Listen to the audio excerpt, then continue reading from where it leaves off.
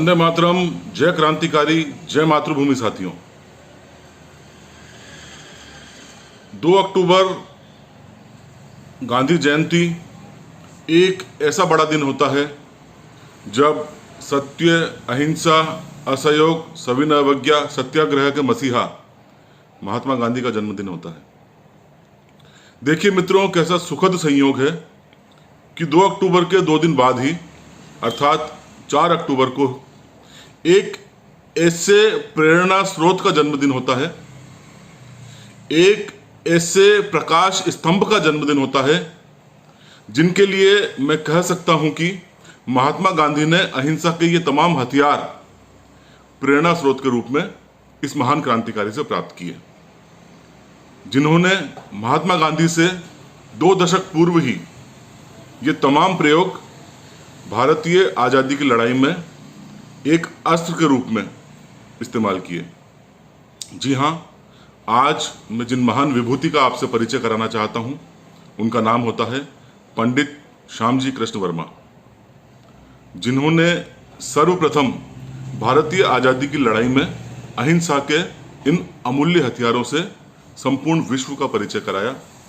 आगे चलकर महात्मा गांधी, क्योंकि उन्होंने ये आंदोलन भारतीय भूमि पर लड़ा, अतः महात्मा गांधी का आभा मंडल इन हथियारों को प्रयोग करने के बाद इतना ज्यादा बढ़ गया कि उनकी पदवी आज आजाद भारत में राष्ट्रपिता के स्तर तक की हो गई है। किंतु श्यामजी कृष्ण वर्मा ने अहिंसा के इन्हीं प्रयोगों को देश से 7 समुद्र पार ब्रिटेन की धरती पर इंग्लैंड में इन्होंने इन साधनों का सर्वप्रथम प्रयोग किया।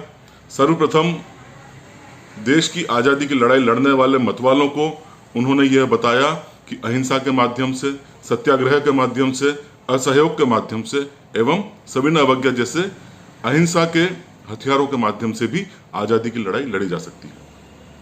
किंतु इसका कदाचित यह तात्पर्य नहीं है कि इस क्रांतिकारी की शिराओं में, धमनियों में सुषुप्त रक्त प्रवाह हो रहा था। निश्चित रूप से जहां इस महान क्रांतिकारी की भूमिका अहिंसा के इन तमाम हथियारों को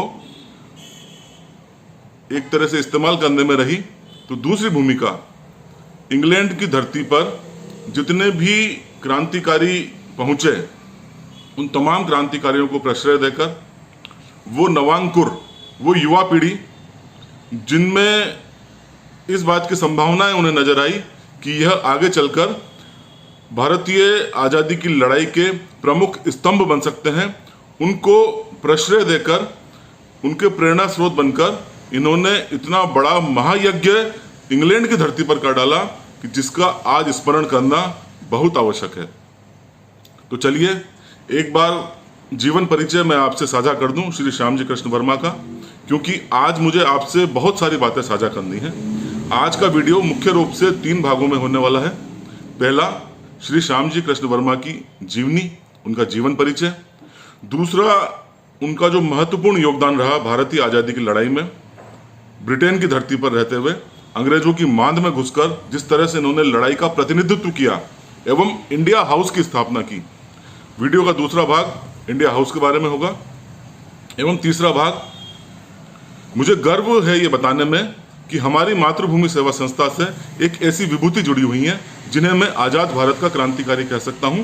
उन्होंने अपना पूरा जीवन श्यामजी कृष्ण वर्मा को समर्पित कर दिया एवं सगे पुत्र की जो भूमिका होती है अस्थि विसर्जन को लेकर या पिता की मृत्यु के बाद, वह कार्य हमारे संस्था के सक्रिय सदस्य श्री हेमंत गजानन जी ने किया, जो कि वर्तमान में उसी भूमि पर अर्थात इंग्लैंड में रह रहे हैं जिस धरती से श्यामजी कृष्ण वर्मा ने मुख्य रूप से अपने आज़ादी की लड़ाई लड़ी।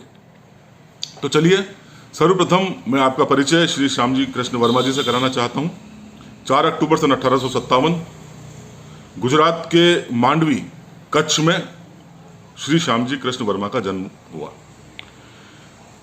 मैं बड़ा बेसब्र हूं ये बताने में, मैं बाकी की बातें आपको बाद में बताऊंगा कि श्यामजी कृष्ण वर्मा प्रथम ऐसे भारतीय थे जिन्हें ऑक्सफोर्ड ने स्नातकोत्तर की उपाधि दी, एमए की उपाधि दी। तदुपरांत बारट लॉ, एक बहुत ही प्रतिष्ठित डिग्री होती है, उन्होंने ऑक्सफोर्ड से वो डिग्री प्राप्त की एवं कहा जा सकता है कि एक कीर्तिमान स्थापित किया। प्रथम भारतीय ने इतनी महत्वपूर्ण डिग्रियां ऑक्सफोर्ड से प्राप्त की। पिताजी का नाम श्री कृष्ण वर्मा था। बचपन से ही आज़ादी की एक चिंगारी, लड़ाई लड़ने की एक चिंगारी इनके मन में थी। आज़ादी का इतना बड़ा सिपाही कैसे शांत रहता। इनके जीवन में एक महत्वपूर्ण मोड़ जब आया जब मोनियर विल्सन नामक विद्वान ने इन्हें पुणे के अंदर श्री श्यामजी कृष्ण वर्मा की एक और खूबी मैं आपसे साझा करना चाहता हूं। संस्कृत के प्रकांड पंडित थे। संस्कृत में इतना ज्यादा अधिकार था इस विद्वान व्यक्ति का कि ये धारा प्रवाह संस्कृत में तो बात कर ही पाते थे एवं अत्यधिक ग्रामर कहें चाहे साहित्य कहें, इनकी बहुत गूढ़ जानकारी थी श्री श्यामजी कृष्ण वर्मा को। तो मोनियर विल्सन ने जब श्री श्यामजी कृष्ण वर्मा का पुणे में धारा प्रवाह संस्कृत में भाषण सुना तो वे इतने ज्यादा प्रभावित हुए कि उन्होंने तुरंत श्याम जी को यह प्रस्ताव दे डाला कि क्यों ना आपके इस हुनर का, आपकी इस योग्यता का एक वृहत्तर स्तर पर फायदा उठाया जाए एवं हम आपको ऑक्सफोर्ड के लिए हम आमंत्रित करते हैं। आप सहायक आचार्य के रूप में ऑक्सफोर्ड में सेवा दें एवं हमारे विद्यार्थियों को संस्कृत ज्ञान से अलंकृत करें। यह श्यामजी कृष्ण वर्मा की जिंदगी में एक महत्वपूर्ण मोड़ था जहां से इन्हें भारतीय भूमि छोड़कर इंग्लैंड की भूमि पर जाकर कार्य करने का अवसर प्रदान किया। अब इंग्लैंड में इन्होंने क्या किया, यह एक बहुत लंबा वृत्तांत है। इससे पूर्व भारत में हमारे आज़ादी के इस सिपाहसालार ने, हमारे इस आज़ादी के योद्धा ने क्या क्या योगदान दिया वो बताना, वो रेखांकित करना बहुत ज़्यादा आवश्यक है। 1888 में अजमेर में इन्होंने अधिवक्ता के रूप में अपने करियर को प्रारंभ किया। वहाँ पर स्वराज्य की लड़ाई, आज़ादी की लड़ाई निश्चित रूप से एक प्रकृति थी तो सक्रिय रही। इसी के साथ साथ आने वाले दिनों में यह मध्य प्रदेश की रतलाम एवं गुजरात की जूनागढ़ रियासतों में दीवान का कार्य किया इन्होंने। दीवान का कार्य करते करते इन्हें महसूस हुआ कि ये राजे रजवाड़े अंततः ब्रिटिश सरकार के अधीन ही हैं, इनकी मानसिकता उससे ऊपर नहीं जा सकती है। अतः इनके साथ रहकर, इनके बंधन में बनकर यह अपने जीवन के वह स्वप्न अर्थात भारत माता को गुलामी की बेड़ियों से मुक्त कराने के स्वप्न को पूरा नहीं कर सकते हैं। अतः लोकमान्य बाल गंगाधर से बहुत ज़्यादा प्रभावित थे, स्वामी दयानंद सरस्वती से बहुत ज़्यादा प्रभावित थे। इनके प्रभाव के फलस्वरूप इन्होंने ये तमाम कार्य छोड़े एवं सक्रिय रूप से आज़ादी की लड़ाई में शामिल हो गए। 1918 के बर्लिन एवं इंग्लैंड के विद्या सम्मेलनों में इन्होंने भारत का प्रतिनिधित्व किया। यह भी इनकी एक बहुत ही महत्वपूर्ण भूमिका रही। 1897 में जब ये पुनः इंग्लैंड पहुंचे तब से ही यह भारतीय आज़ादी की लड़ाई में इंग्लैंड की भूमि पर एक सक्रिय क्रांतिकारी, सक्रिय स्वतंत्रता सेनानी के रूप में अपनी भूमिका का निर्वाह करते रहे। यही कारण था कि 1905 का समय आते आते कर्जन वायली जैसे महत्वपूर्ण ब्रिटिश अधिकारी का इन्होंने खुलकर विरोध करना प्रारंभ कर दिया, जो कि अपनी क्रूरता के लिए कुख्यात था। यही कारण है कि पत्रकारिता के क्षेत्र में भी यह सक्रिय रहे। 1905 में ही इन्होंने मासिक समाचार पत्र द इंडियन सोशियोलॉजिस्ट का प्रकाशन करना प्रारंभ किया। आगे चलकर यह समाचार पत्र जिनेवा से भी प्रकाशित होने लगा। जिनेवा से क्यों? क्योंकि आने वाले दिनों में इन्हें जब इंग्लैंड से निर्वासित कर दिया गया था तो जिनेवा इनकी प्रिय स्थली थी कि यदि भारत नहीं जाना है, इंग्लैंड में नहीं रहना है तो कहाँ, तो एक महत्वपूर्ण विकल्प था जिनेवा। चलिए इसकी चर्चा आगे चल के करेंगे। इस तरह से जब ये कुछ समय के लिए भारत लौटे तो इन्होंने भारत में ही होम रूल सोसाइटी की, इंडियन होम रूल सोसाइटी की स्थापना की। अब मैं बाकी की इनकी भूमिका की चर्चा बाद में करूंगा।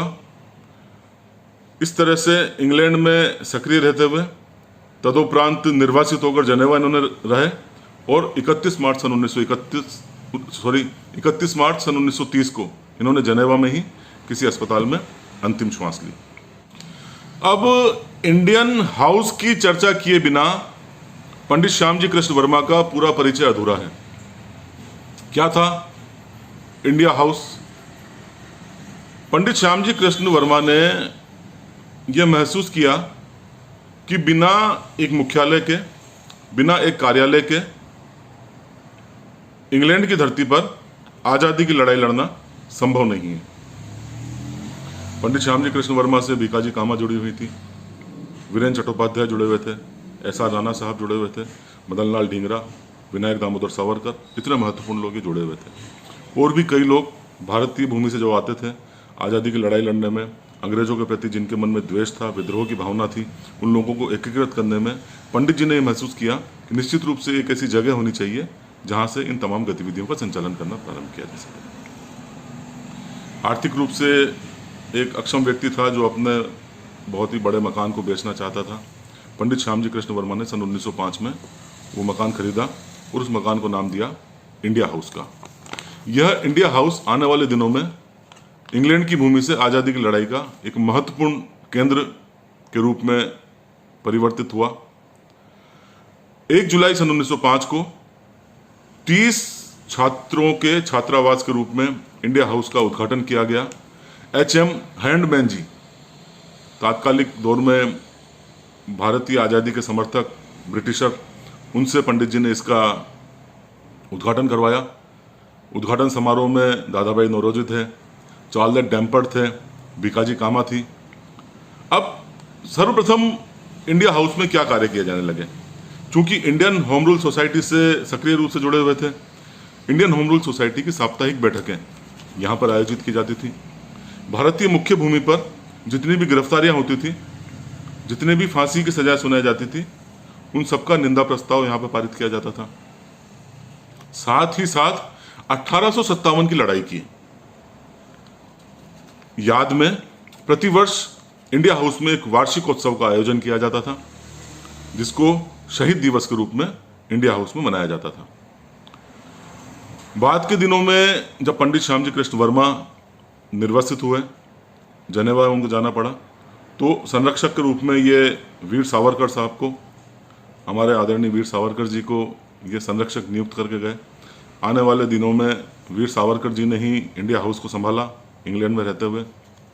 तदोपरांत दुष्ट करजन वैली की हत्या के दौरान जब मदन लाल ढींगरा पकड़े गए, क्योंकि मदन लाल ढींगरा भी इंडिया हाउस से सक्रिय रूप से जुड़े हुए थे, उनका आना जाना था, इसलिए जुलाई सन 1909 में हमेशा हमेशा के लिए इंडियन हाउस को बंद कर दिया गया। लेकिन इंडिया हाउस की भूमिका भारतीय आज़ादी की लड़ाई में आज तक रेखांकित की जाती है। इसकी भूमिका को नज़रअंदाज नहीं किया जा सकता है। इंग्लैंड की भूमि में रहकर, अंग्रेजों की मांद में घुसकर, अंग्रेजों के साथ लड़ाई लड़ने का श्री श्यामजी कृष्ण वर्मा के प्रतिनिधित्व में यह एक महत्वपूर्ण आवास, महत्वपूर्ण कार्यालय, महत्वपूर्ण स्थल साबित हुआ। अब हम हमारे इस वीडियो का तीसरा एवं अंतिम भाग की चर्चा करें। पंडित श्यामजी कृष्ण वर्मा, इनका जेनेवा में देहांत हो गया। जैसा कि मैंने आपको बताया, सेंट जॉर्ज सिमेट्री में इनका दाह संस्कार वहीं कर दिया गया एवं सेंट जॉर्ज सिमेट्री में इनकी अस्थियों को सुरक्षित रख दिया गया। तदुपरांत जब इनकी धर्मपत्नी 1931 में जब उनका देहांत हुआ भानुमति जी का, तो उनकी अस्थियों को भी इसी स्थल पर संरक्षित कर दिया गया। अब प्रश्न यह उठता है कि भारतीय आज़ादी का इतना महत्वपूर्ण योद्धा इंग्लैंड से निर्वासित कर दिया गया, जनेवा में अंतिम सांस लेता है, तो क्या कारण रहा कि इतने सक्षम होने के बावजूद भी इनका दाह संस्कार भारतीय भूमि पर नहीं किया गया? चलिए, दाह संस्कार विदेशी भूमि पर किया गया, तो इनकी अस्थि कलशों को जनेवा में ही क्यों संरक्षित रखा गया? अब यहाँ चर्चा में हमसे जुड़ते हैं श्री हेमंत गजानन जी। इस पूरे वृत्तांत पर मेरी विस्तार से जब उनसे चर्चा हुई, आदरणीय हेमंत गजानन जी का छोटा सा परिचय मैं आपको देना चाहता हूँ। गुजरात के ही श्री हेमंत गजानन जी, जिन्होंने अपना पूरा जीवन क्रांतिकारियों को समर्पित कर रखा है। श्री श्यामजी कृष्ण वर्मा की अस्थियों को भारत लाने में इनकी बहुत ही महत्वपूर्ण भूमिका रही। वैसे तो अगर मैं सिर्फ इन्हीं का परिचय आपको दूं तो वीडियो बहुत लंबा हो जाएगा, इसलिए आज की वीडियो में श्री हेमंत जी के जीवन का वह भाग जो इन्होंने श्यामजी कृष्ण वर्मा को समर्पित किया, मैं आपसे उसी की चर्चा करूंगा। तो जब मैंने हेमंत जी से पूछा कि आपने ये कैसे निश्चय किया कि श्री श्यामजी कृष्ण वर्मा की अस्थियों को भारत लाना है, ये कार्य तो कोई और भी कर सकता था, आपके मन में कैसे इस तरह के भाव उत्पन्न हुए?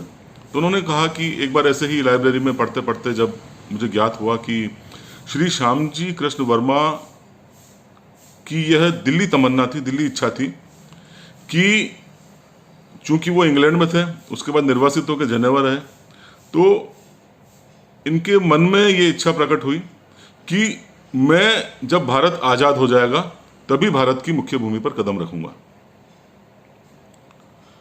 एवं दुर्भाग्य से यदि मेरे जीते जी भारत आजाद नहीं होता है तो बाकायदा जिनेवा गवर्नमेंट के साथ, जिनेवा प्रशासन के साथ इन्होंने एक पैक्ट किया, एक इन्होंने संधि की, जिसके तहत इन्होंने बाकायदा एक अच्छी मुद्रा देकर 99 ईयर लीज पर सेंट जॉर्ज सिमेट्री का वो स्थान लिया जहां पर इनकी अस्थियों को सुरक्षित रखा जाए।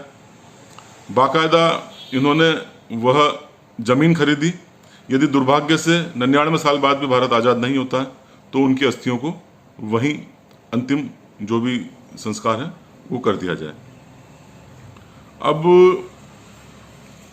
जब ये बात श्री हेमंत गजानन जी को पता पड़ी तो सर्वप्रथम इन्होंने अपनी महत्वपूर्ण भूमिका ये समझी कि आज वर्तमान स्थिति क्या है श्री श्यामजी कृष्ण वर्मा जी की अस्थियों की। तब इन्हें पता पड़ा कि आज़ादी के तकरीबन आधा दशक बीतने के बाद भी श्री श्यामजी कृष्ण वर्मा एवं उनकी धर्मपत्नी भानुमती जी की अस्थियां वहीं के वहीं सेंट जॉर्ज सिमेट्री में रखी हुई हैं। तो ये देशभक्त कैसे चुप बैठता? तुरंत इन्होंने जेनेवा प्रशासन से संपर्क किया, भारतीय सरकारों से संपर्क किया, तुरंत ये जेनेवा के लिए रवाना हुए एवं जेनेवा प्रशासन से इन्होंने एक बहुत लंबी चौड़ी वार्तालाप करी, बहुत लंबी चौड़ी बात करी, लेकिन अब यहाँ व्यवधान थे। सर्वप्रथम तो इन्हें बताया गया कि आप प्रथम व्यक्ति हैं जो भारतीय आज़ादी के 50 वर्ष बाद इस विषय पर हमसे मिलने आ रहे हैं, वार्तालाप करने आ रहे हैं। उनके वकील जो थे उनका देहांत हो चुका था, उनके पुत्र अब रह गए थे। उनके साथ मिलकर इन्होंने जेनेवा प्रशासन से बात की। तब यह ज्ञात हुआ कि जेनेवा जो नियमावली है, जो कानून है, वह इस बात की इजाज़त नहीं देता कि एक ऐसे व्यक्ति जो डायरेक्ट रक्त संबंध नहीं है उन्हें ये अस्थियां सौंप दी जाए, क्योंकि या तो रक्त संबंध पुत्र हो या कोई रिश्तेदार हो या फिर आधिकारिक रूप से कोई भारत सरकार का व्यक्ति वहां पहुंचे तो उन्हें अस्थियां सुपुर्द की जाएंगी। अब हेमंत गजानन जी भारत आए, भारत लौटे। भारत में भारत सरकार, साथ ही साथ गुजरात नरेंद्र मोदी सरकार थी उस समय, उस दौर में महाराष्ट्र के कुछ नेताओं ने भी इनका सहयोग किया। इस तरह से उन्होंने संपूर्ण हेमंत गजानन जी के प्रयासों की वजह से अंततः नरेंद्र मोदी जी ने भी इस मुद्दे को सक्रियता के साथ लेना प्रारंभ किया एवं सौभाग्य से जेनेवा सरकार की तरफ से जितनी भी बाधाएं थी वह पूर्ण हुई, भारत की तरफ से जितनी बाधाएं थी वह पूर्ण हुई। एक बहुत ही विडंबना, एक चिंतनीय विषय है कि हेमंत गजानन जी जब पहुंचे वहां पर, तब जेनेवा प्रशासन ने कहा कि बार बार पत्राचार के माध्यम से भारत सरकार को हम 1947 मतलब भारत की आज़ादी के बाद से ही यह अवगत कराते आ रहे हैं कि श्यामजी कृष्ण वर्मा जी की अंतिम इच्छा यह थी कि आज़ादी के बाद उनकी अस्थि अस्थि कलश जो है, उनकी पत्नी का अस्थि कलश जो है भारत पहुंचे। बार बार पत्रों के माध्यम से हम संज्ञान देते आए थे भारत सरकार को, लेकिन तात्कालिक भारतीय सरकारें न जाने कौन सी चिंद निंद्रा में थी, उन्होंने उन पत्रों का संज्ञान तक लेना उचित नहीं समझा। खैर, हेमंत गजानन जी के प्रयासों की वजह से, आदरणीय नरेंद्र मोदी जी तात्कालिक और नेताओं और मंत्रियों के सक्रियता की वजह से अंततः सारी बाधाएं दूर हुई एवं 22 अगस्त सन 2003 को आज़ादी के 55 वर्षों बाद जेनेवा से श्री श्याम जी कृष्ण वर्मा की अस्थियां, उनकी धर्मपत्नी श्रीमती भानुमति जी की अस्थियां मुंबई एयरपोर्ट पहुंची। अब आप ये देखिए कि हमारे आज़ादी के इस योद्धा की अभी भी इतनी ज़्यादा लोकप्रियता थी कि जब मुंबई से मांडवी तक जुलूस के रूप में यह अस्थि कलश यात्रा रवाना हुई तो वो दृश्य ही देखने को बनता था। जन सैलाब, भारत माता की जय, श्री श्याम जी कृष्ण वर्मा अमर रहें इत्यादि नारे। अंततः यह अस्थि कलश नरेंद्र मोदी जी जिसको खुद लेने गए थे जेनेवा, वह मांडवी पहुंचा, जन्मस्थली पहुंचा। श्याम जी कृष्ण वर्मा जी की स्मृति में एक कक्ष में इन अस्थियों को सुरक्षित किया गया, एक तीर्थ के रूप में जिसकी एक महत्ता है। एवं आने वाले दिनों में 13 दिसंबर सन 2010 को नरेंद्र मोदी जी के प्रयासों से श्याम जी कृष्ण वर्मा मेमोरियल बनाया गया। इस तरह से मैं गर्व के साथ यह कहते हुए मुझे अत्यंत हर्ष है कि श्री हेमंत गजानन जी के प्रयासों ने एक महत्वपूर्ण क्रांतिकारी की अस्थियों को भारत तक लाने में एक सक्रिय भूमिका का निर्वाह किया। अब श्री श्याम जी कृष्ण वर्मा जी पर श्री हेमंत गजानन जी के अन्य कार्यों को भी रेखांकित करना संक्षेप में बहुत आवश्यक है। सन 2004 लंदन के हर्ड गेट में 60 मुसल्स हिल्स रोड, जो कि पंडित श्याम जी कृष्ण वर्मा का आवास हुआ करता था, वहाँ पर इन्होंने एक स्मारक पट्टिका का विमोचन करवाया ताकि पंडित जी को, उनके कार्यों को ज़्यादा से ज़्यादा लोगों तक पहुँचाया जा सके। 1997 में इन्होंने हिंदी स्वतंत्र वीर नामक संस्था की स्थापना की, जो कि भारतीय क्रांतिकारियों पंडित श्याम जी कृष्ण वर्मा के तमाम जितने भी क्रांतिकारी कार्य थे उनको जन जन तक पहुंचाने का एक अभियान लेकर कार्य कर रही थी, अभी भी कार्यरत है। साथ ही इन्होंने जो महत्वपूर्ण कार्य किया, ऑक्सफोर्ड यूनिवर्सिटी में पंडित श्याम जी कृष्ण वर्मा एक प्रेरणा स्रोत के रूप में सदा सदा के लिए जीवंत रहें, इसके इन्होंने काफ़ी प्रयास किए। इन्हीं के प्रयासों की वजह से ऑक्सफोर्ड यूनिवर्सिटी में पंडित श्याम जी कृष्ण वर्मा सिल्वर अवार्ड, पंडित श्याम जी कृष्ण वर्मा सिल्वर अवार्ड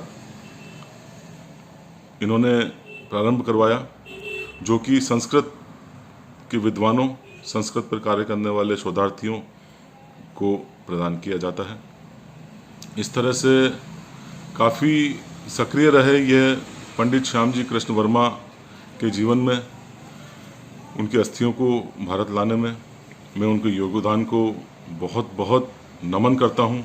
मातृभूमि सेवा संस्था समेत निश्चित रूप से हमारे लिए, हमारी संस्था के लिए गर्व का विषय है कि आप जैसी विभूति हमसे जुड़कर क्रांतिकारियों के क्षेत्र में बहुत ही महत्वपूर्ण कार्य कर रही है।